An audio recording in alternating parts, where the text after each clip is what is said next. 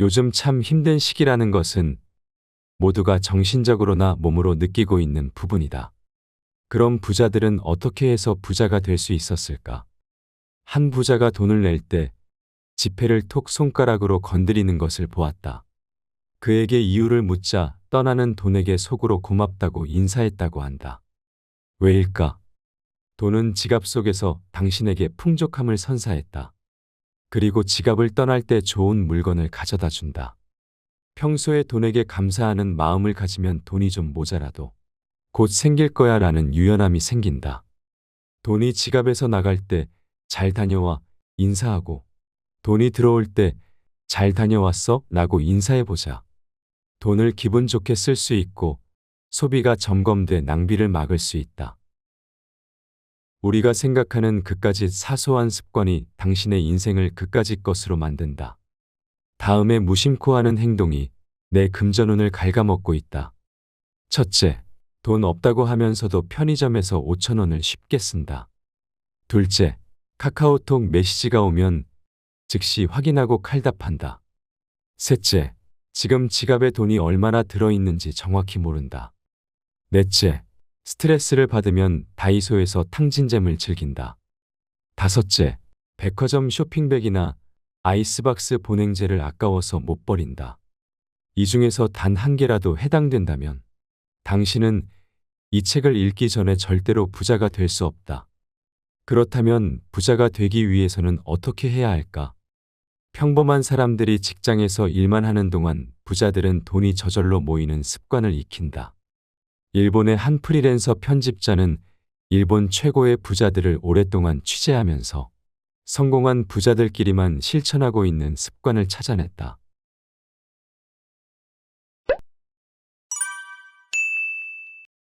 부자들이 죽어도 지키는 사소한 습관들이 있다. 부자가 된 사람들은 스마트폰에 휘둘리지 않았다. 전철을 타든 카페에 가든 많은 사람이 스마트폰만 들여다보고 있다.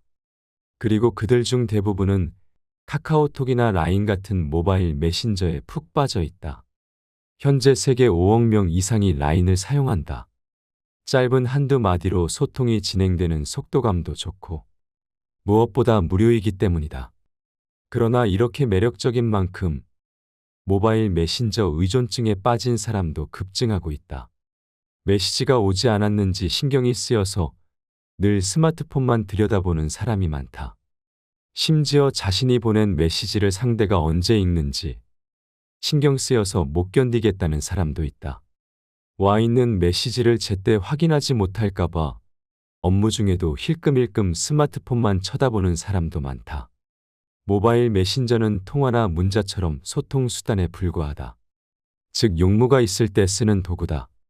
만약 안녕이든가 뭐해와 같이 의미 없는 문자를 누군가에게 줄곧 보내고 있다면 의존증이 아닌지 의심해봐야 한다. 의존증에 잘 걸리는 사람에게는 다음과 같은 특징이 있다. 하나, 한 가지 일에 집착하는 경향이 있다. 둘, 남이 무언가 권하면 쉽게 거절하지 못한다.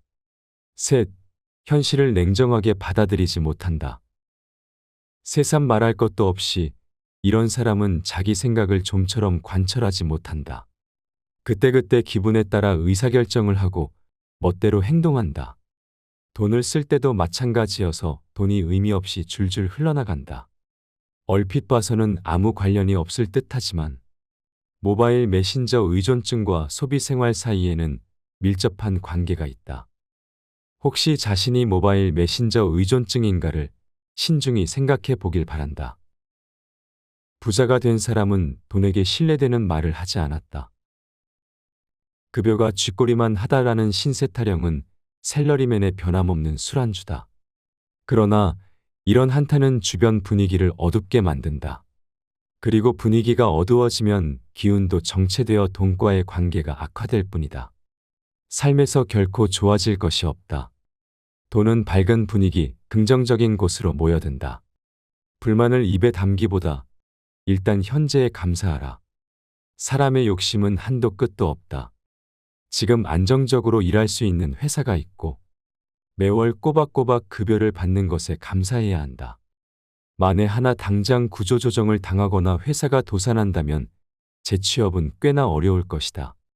사회는 그렇게 냉혹하다는 것을 잊지 말자. 불만을 늘어놓기 전에 현재의 상황에 진심으로 감사하는 마음을 갖자. 그리고 그 상태에서 한 단계 위를 지향하자. 불평불만에서 벗어나기 위한 노력은 쉽지 않다. 그러나 한번 시동이 걸리면 가속도가 붙는다. 감사하는 마음을 갖는 단계까지 금세 도달할 수 있다. 감사는 돈을 벌기 위한 원동력이자 추진력이기도 하다. 부자가 된 사람은 지갑에 신경을 쓴다. 많은 부자들과 교제하면서 처음으로 깨달은 것이 부자는 모두 지갑에 신경을 쓴다는 것이었다. 뭐 요즘에는 카드를 많이 쓰는데 지갑에 무슨 신경 쓰냐고 하는 사람도 있을 것이다. 그러나 카드보다 현금을 많이 사용하는 경우도 많다.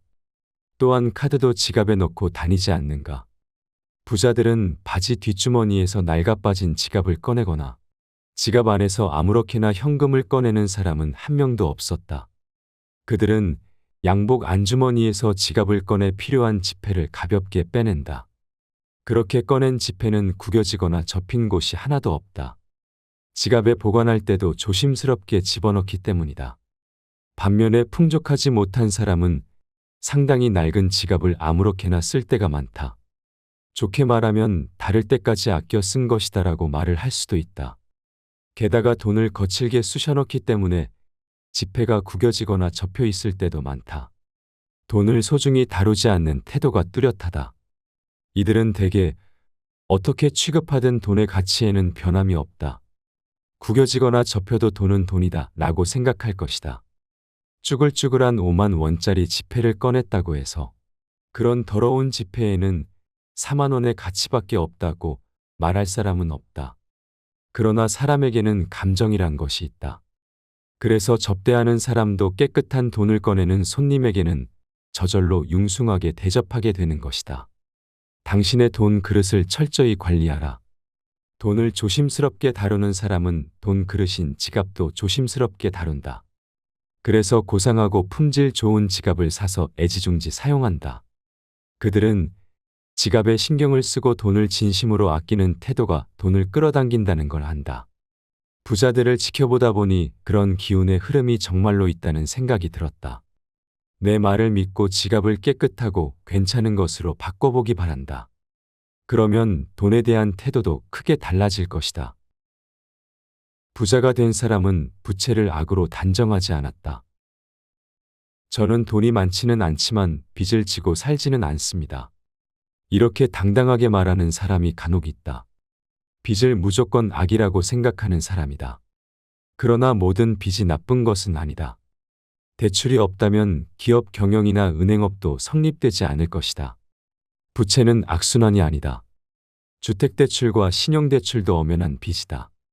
빚을 진 적이 없다고 당당히 말하는 사람도 알고 보면 주택담보대출을 갚고 있을 가능성이 높다.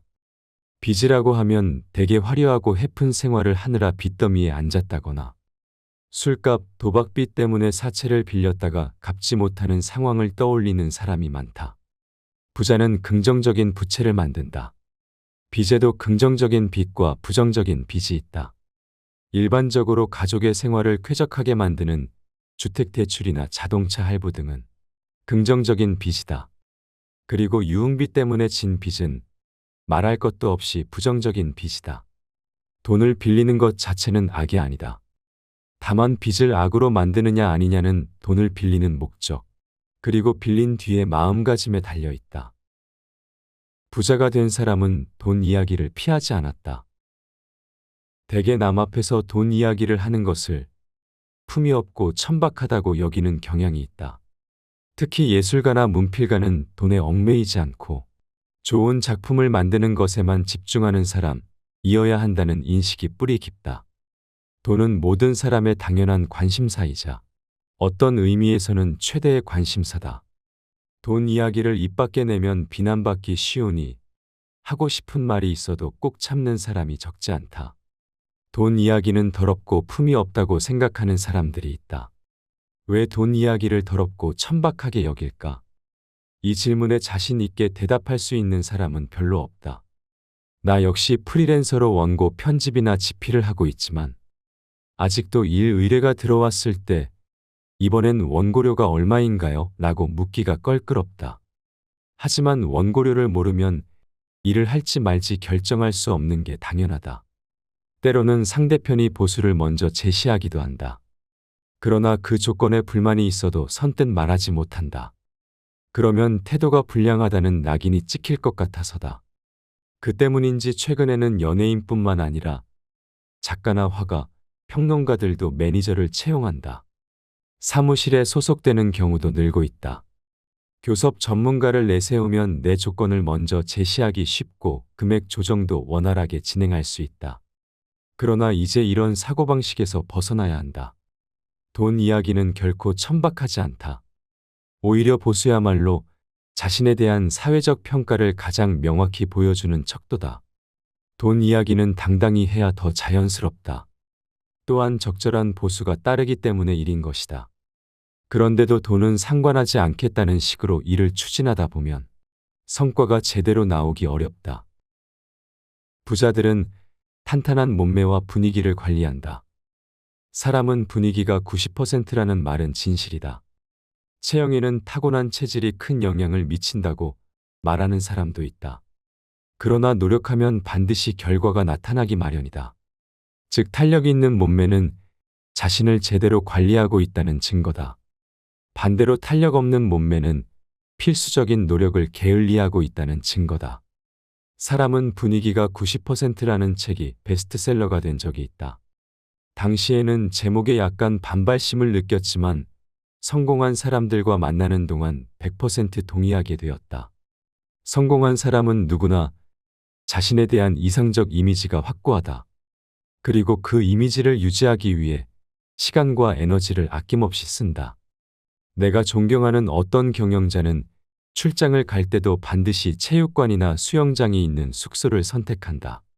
그래서 아침 일찍 일어나 수영을 하고 시간이 나면 체육관에 가서 땀을 흘린다. 그는 매우 바쁘지만 평소에도 일주일에 2번 정도 트레이너에게 근육 강화 훈련을 받는다. 건강을 유지하는 것은 자신에 대한 의무다. 운동할 돈도 시간도 없다고 말하는 건 매우 불성실한 태도다. 나는 큰 공원 근처에 사는데 어느 날 눈이 일찍 떠져서 아침에 공원을 산책했다. 새벽 5시부터 수많은 사람이 달리고 걷는 것을 보았다. 그 중에는 운동을 끝내고 등교하거나 출근하는 사람도 적지 않을 것이다.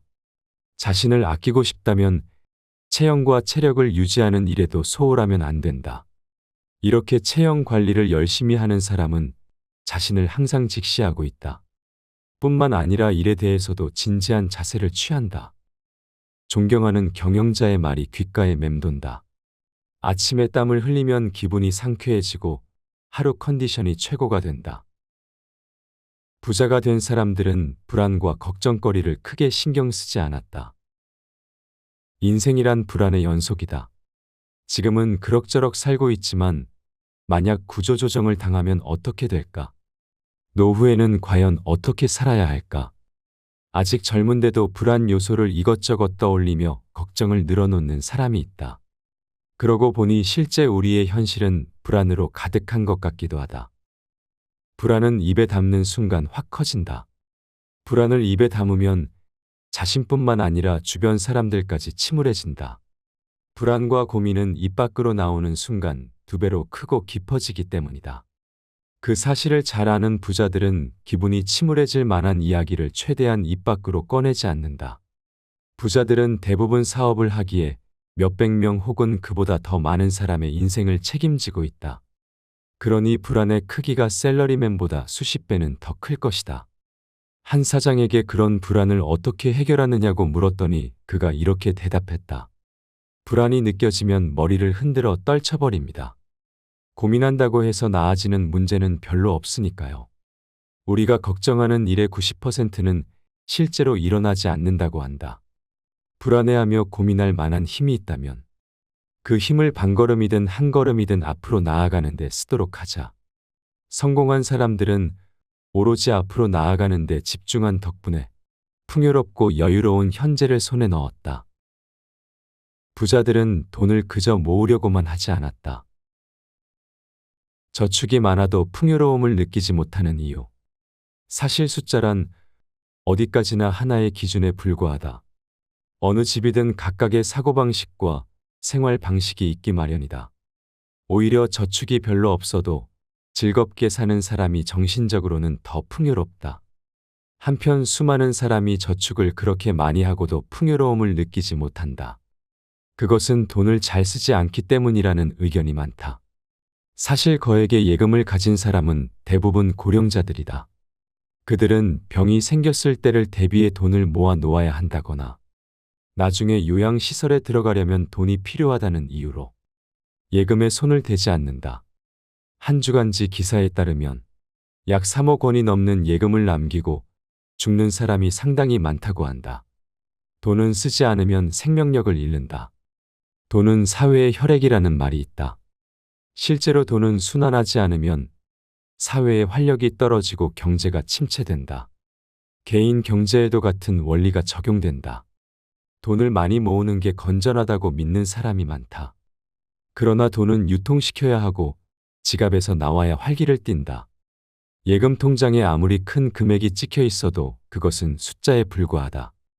돈의 진짜 가치란 살아 움직일 때 비로소 발휘되기 때문이다. 혹시 그 사실을 생생하게 실감하는가?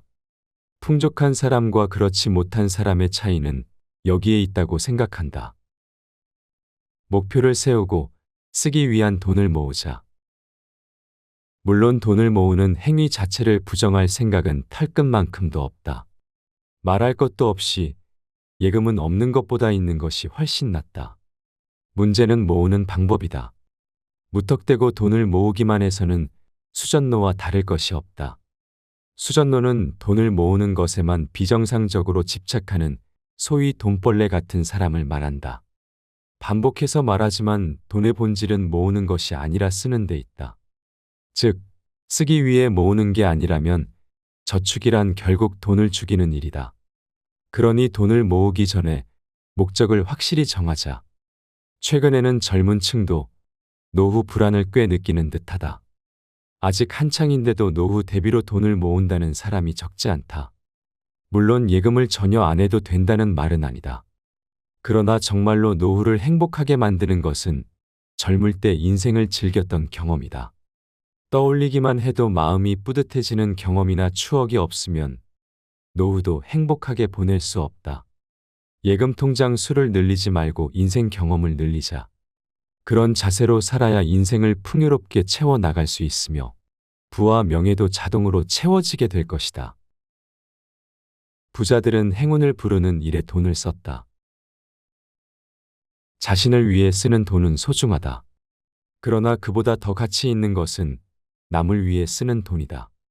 남에게 쓰는 돈에는 애정이 담겨 있다. 애정으로 쓰는 돈이 많아지면 돈에 관련된 불쾌한 일이 사라진다.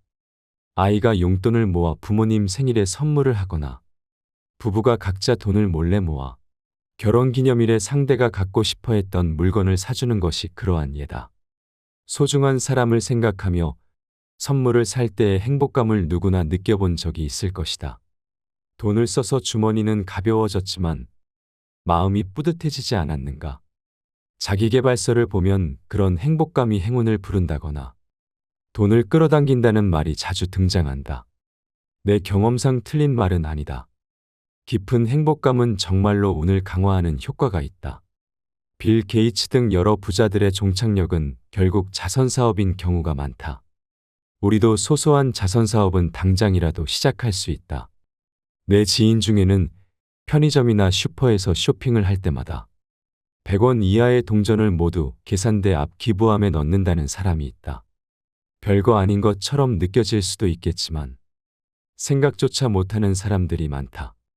이처럼 돈을 애정으로 쓰는 습관을 들이라고 권하고 싶다. 우리 사회에는 아직 기부 문화가 뿌리내리지 못한 듯하다. 지진이나 홍수 등 자연재해가 발생해도 일반인의 기부가 좀처럼 활성화되지 않는다. 그러나 평소에 소소한 기부 활동을 하면 재해가 발생했을 때도 자연스럽게 기부할 수 있다. 꼭 큰 돈을 기부해야 된다는 생각은 버려야 한다. 애정을 담아 쓴 돈은 세상에 널리 퍼져서 사회 전체의 돈 흐름을 촉진한다. 그리고 그 돈은 돌고 돌아 자신에게까지 흘러올 것이다.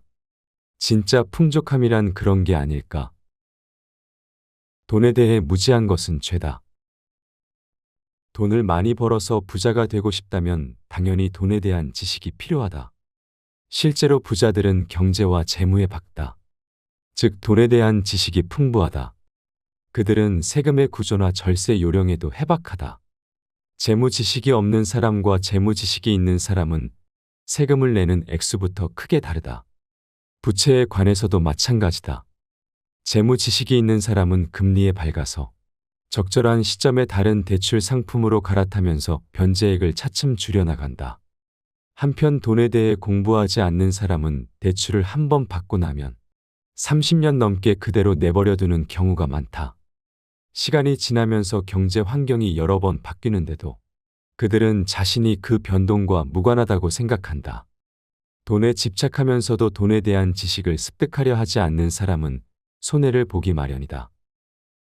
돈 흐름에 무관심하면 위험해진다. 세상에서 돈이 어떻게 흐르는지 관심이 없는 사람들은 대개 돈과 인연이 없다. 비트코인이나 핀테크에 대해 올바른 지식을 갖추고 있는가? 비트코인은 가상통화인데 온라인 게임이나 일정한 웹사이트에서 쓸 수 있는 돈이다. 물건을 직접적으로 살 수는 없지만 일부 온라인 사이트에서는 결제가 가능하다. 비트코인은 국가가 발행하는 원이나 달러와는 달리 기업이 발행한다. 향후에는 전 세계의 보통 경제 활동이나 생활에 사용되는 통화가 될 수도 있다. 핀테크는 금융과 IT의 융합으로 실현된 혁신적인 결제 서비스다. 그 바탕에는 스마트폰 모바일 결제를 구현하는 등 IT를 통해 금융을 실제 생활에 더욱 근접시키려는 생각이 깔려 있다. 부자들은 이런 경제 지식을 적극적으로 공부하고 새로 등장한 화폐나 돈에 관한 서비스를 재빨리 배운다. 그래서 벌써 수많은 비트코인 부자가 탄생했다. 소크라테스는 무지는 죄라고 말했다. 돈에 대해 무지한 채로 사는 것은 죄를 범하는 것과 같다. 부자가 된 사람은 자신에게 쓰는 돈을 아끼지 않았다. 내가 아는 부자가 이런 말을 했다. 자기 자신에게 투자하면 절대 손해보지 않습니다. 그래서 저는 저에게 최대한의 투자를 지속합니다. 자신에게 좀 더 투자하자. 자기 연마에 돈을 쓰자. 경험과 추억에는 값을 매길 수 없다. 나는 젊을 때부터 경험을 쌓는 일에 아끼지 않고 돈을 써왔다. 돈으로 살 수 없는 가치가 있다는 모카드 회사의 광고 문구처럼 경험이나 추억에는 값이 없다. 가격을 매길 수 없을 만큼 큰 가치가 있기 때문이다. 그래서 예금은 별로 없지만 후회한 적은 한 번도 없다. 경험을 쌓는 일에도 적절한 시점이 있기 때문이다. 그 시점을 놓치지 않으려면 기회가 왔을 때 눈 딱 감고 투자해야 한다. 나처럼 돈으로 환산할 수 없는 경험이나 추억을 소중히 여겨서 인생 경험을 많이 쌓은 친구들이 있다. 그들도 자신을 결코 가난하다고 생각하지 않는다. 돈으로만 풍족함을 얻는 게 아니라고 확신하기 때문이다. 사실 경험과 추억을 쌓을 때는 이게 언제 돈이 될까라고 기대하지 않았다. 그러나 결과적으로는 그 경험과 추억이 내 직업의 폭을 넓혀주었다. 나 자신에게 쓴 돈이 결국 나에게 비즈니스와 돈을 가져다 주었다. 부자가 된 사람은 타인과 자신을 비교하지 않았다. 세상에는 분명 나도 저랬다면 얼마나 좋을까 싶은 사람이 셀 수 없이 많다. 무엇이든 한번 듣기만 하면 외우는 사람도 있고 신이 이렇게나 완벽한 사람을 만들다니 라고 감탄할 만큼 아름다운 용모를 갖춘 사람도 있다. 뛰어난 신체 능력을 타고난 사람, 번뜩이는 직감을 타고나 투자해서 손해를 거의 보지 않는 사람, 뽑기 운이 말도 안 되게 좋은 사람 등등 다양하다. 신은 의외로 불공평하다. 나도 젊을 때는 그렇게 투덜거리곤 했다. 그러나 주변 사람들을 곁눈질하며 그에 비해 나는 이라고 불평한들 아무것도 달라지지 않는다. 내가 쓸 수 있는 것은 내 주머니 속의 돈뿐이다. 성공한 사람들은 자기 자신을 면밀히 관찰하고 분석한다. 그래서 자신이 부족하다는 결론이 나오더라도 거기서 발걸음을 멈추지 않는다. 오히려 자신의 좋은 점, 뛰어난 점에 주목해 그것을 어떻게 활용할지 궁리한다. 그들은 시선을 항상 앞으로 향하며 과거를 돌아보지 않는다. 앞으로 나는 어떻게 되고 싶은가 하는 미래상을 구체적으로 그린다. 그것과 지금의 자신을 비교하며 전진하려고 노력한다. 타인을 부러워하는 것은 불가능한 선물을 사달라며 조르는 것과 같다. 자신이 가진 장점을 더 발전시키려는 자세가 그보다 훨씬 큰 성과를 만든다. 어쨌든 내가 쓸 수 있는 것은 내 주머니 속의 돈뿐이다. 아무리 옆집에 돈이 많아도 그것은 내게 아무 의미도 없다. 자신의 힘을 원점 삼아 거기에서부터 자신을 더 크게 키워나가야 한다. 이러한 사고방식으로 사는 사람이 결국 성공하고 부자가 된다. Good luck, everyone.